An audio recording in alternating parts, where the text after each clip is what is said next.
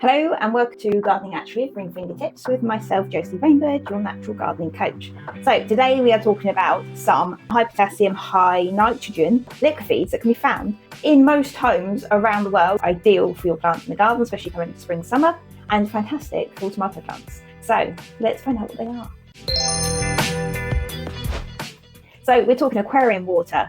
Now, I know most homes don't have aquariums, but there are an awful lot. I don't know what the statistics are or what the figures are, but there are an awful lot of homes around the UK that do actually have aquariums in their front rooms, in their bedrooms, in their offices, because they're a very calming influence and they're very fun to watch. So a lot of homes have got them. Using aquarium water that you take from the aquarium when you do a water change, this can be incredibly beneficial. It can hold a lot of nutrients for your plants, nitrogen, potassium, and phosphorus, the big three. So these are the three macronutrients that your plants need most of to grow and thrive. As we come into in the UK now, as I make this video, we are coming into spring, which is amazing. Can't wait because I'm over winter now, completely over it, and the rain. So coming to spring, fantastic. This being high nitrogen, potassium, and phosphorus, perfect for a spring-summer feed for your garden when they're coming to a point that they are in a state of rapid growth. Nitrogen, potassium, and phosphorus are the three macronutrients your plants need to support healthy growth. Now, nitrogen supports leaf growth, stem growth, the green growth that your plants will be producing coming into the spring and on into early autumn. They'll be producing the spring growth. So nitrogen is essential for the major growing part of the year, so spring through to the early autumn. Phosphorus concentrates on supporting the root systems of your plants. This goes hand in hand with all the other nutrients, in fairness. If your plants haven't got a healthy root system, a strong root system, they're going to struggle to take up any nutrients from the soil that is already in the soil ready to be taken up. So they won't matter how much nitrogen you get, how much potassium you get, or how much calcium, magnesium, or sulfur you get. The plant gets, not you. The plant gets. If it can't take it up through the root system, it's no good at all. It'll just sit there and get washed out the soil.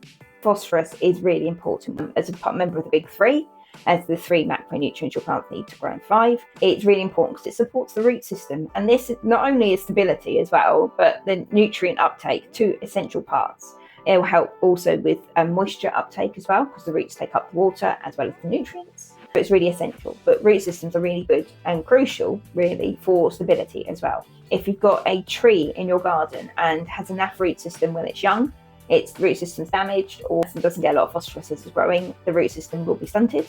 And then as it grows, it will grow taller than its root system can handle. And one big wind or one heavy storm, and it will lose its stability and potentially fall over. So your need to stake and support them a lot more. So having a really good root system from the word go is important. So potassium helps to support the production of buds and flowers and fruits as well. So if you've got a vegetable patch and you are growing various different fruits, companion planting, if you're growing peas and beans and things like that, they need potassium then to help produce the buds into the flowers to produce the fruit. So again, really important. But this isn't just important in the vegetable patch, this is important throughout the garden. If your plants don't produce buds, don't produce flowers, not only is it going to be a very green garden, there's going to be nothing for the pollinators to eat as well. They won't be attracted into the garden, they won't have any reason to visit because there won't be anything to pollinate, any nectar to find. Again, vital macronutrient there. If it helps your plants produce flowers, it is incredibly important. So that's the big three. That is the reason that we need the big three in the garden, to feed your plants with those nutrients over anything else. They're the nutrients that they use the most of. And it's amazing that aquarium water, something that we'd normally discard and not really think twice about, contains all three. And a little bit of others, I'm sure, once you test it. So using aquarium water for your garden can be very beneficial for your plants. However, it's important to use it in moderation and avoid using water that's been treated. If your fish have got issues, white spot, any fungal issues, anything like that, and you've treated them with something, some sort of medication or additive, be careful using that water in the garden because it can have a negative effect on your plants. As I say, they would be like an antifungal treatment, and this can have an effect on the fungus growing in the soil, etc. So maybe if you're treating them for an issue, don't use that water. But if they're healthy plants and fish, if they are healthy fish, you aren't treating the water or the fish with anything, and everything's quite happy, perfect. Use the water, use it willingly, absolutely perfect. Worth thinking about as well, you've got freshwater or saltwater tanks. Freshwater tanks, fine, but excessive salt being added to your garden can affect the pH of the soil, and it can affect the plants that grow in the soil as well. If you've got more alkaline loving plants, or more acid-loving plants, and you're changing the pH of the soil, you could make it less in their favour. So something to think about as well, which type of tank you've got. But overall, using aquarium water to water your plants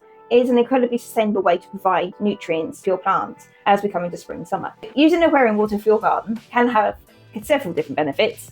For one, as I said, nutrient boost for your garden. Aquarium water contains all the beneficial a lot of beneficial nutrients such as nitrogen, potassium and phosphorus, like we said just now, which will promote your plants' healthy growth, flowers, buds, roots, etc.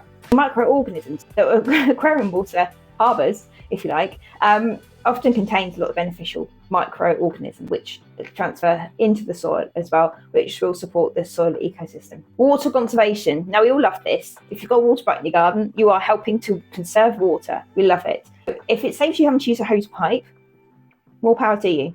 So aquarium water, it really does help to conserve mains water, conserve water. And as I say, it holds nutrients. So you're not only saving water, but you're feeding your garden as well. So that is perfect. So if you've watched my video on water conservation, I can't remember the exact title of it right now, I should look.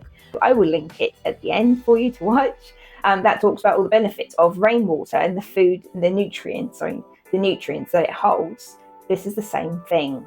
So the whole nutrients, it's saving water. It's an all-round, more sustainable, more beneficial way of watering your garden. So we said just now the difference between if you've got a saltwater tank to a freshwater tank, and the way the salt over time can affect the pH of the soil. So if you're watering your plants with the saltwater tank, for instance, it can alter the pH of the soil. It can also work in your favour to balance the pH as well. So some plants benefit from slightly more acidic pH of the aquarium water. It can be slightly more acidic, which helps to balance the soil pH if you've got a more alkaline soil. So vice versa. But if you do if you do water tests, I'm getting mixed purposes here with the plants and the fish. If you do water tests regularly, check where the pH is on your water, where the nitrates are and things like that. You do these to make sure the fish stay healthy and there's nothing going on untoward in your tank. If you do these, you'll be able to see where the pH is in your tank water, and then you'll know the kind of effect it will have on the soil. Cost effective. Using aquarium water as a fertilizer really does reduce the need for you to buy feed for your plants. You have to do a water change weekly, fortnightly, depending on the size of your tank and the fish that you've got in your tank, how densely populated it is, what's going on in there with plant life, etc. But usually weekly, fortnightly, you have to do a water change. Whether it's a quarter water change, half water change, you have to do these water changes. You have to remove some water and add new water to it. So instead of throwing it down the drain, use it in the garden. It makes much more sense. All those goodies that the fish have left you behind, so to speak, and the plants dying back and all the things that have died and gone into the water, they are very high in nutrients, very beneficial to say, so why not use them as a feed? This is absolutely perfect for the summertime when we tend to run out of water in the UK anyway. We get a bit of a dry summer, which we haven't actually had. Last year's summer was rather wet, to be fair, but the year before was really bone dry, so it's good to have backup, good to have the option. And if you do like we do, weekly water change, it's really nice to have that. We can just go out there and water the garden with a bucket. We get it from the tank. So yeah, it's a really nice resource to call on. On that note, if you have an aquarium, let me know in the comments. Let me know if you have an aquarium, if you have what you've got swimming in your aquarium as well. And do you use your aquarium water? Let me know, and let me know how you use it. It's also good for houseplants as well, if you want to use it for houseplants. On that note, I will leave it there. Hope this has helped you, and if you have enjoyed this video, if you have got value, please consider subscribing and click the like button so everybody knows that you've enjoyed the video, and YouTube knows you've enjoyed the video, and I will see you in the next one. See you later.